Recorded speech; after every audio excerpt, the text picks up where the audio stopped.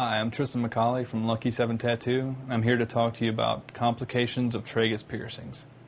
With the tragus piercing, where it's at is a problem in itself. It's a place that's hard to clean on the inside.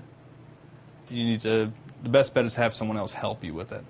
Another complication with it is a lot of times some artists use some studs that are too small, and your tragus can swell up and suck the end of that stud in, which is painful.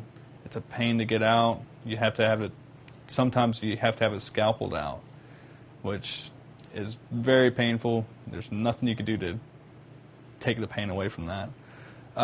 Another complication a lot of people have it is taking shirts off. It'll catch sometimes, or pulling their hair back can catch on it, which irritates the piercing, makes it painful, and can lead to an infection. Another problem is when you clean your ears. A lot of people bump it, catch it on the Q-tip, whatever they're using to clean it.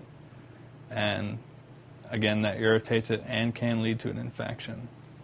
These are just some of the risks that you have with a tragus piercing.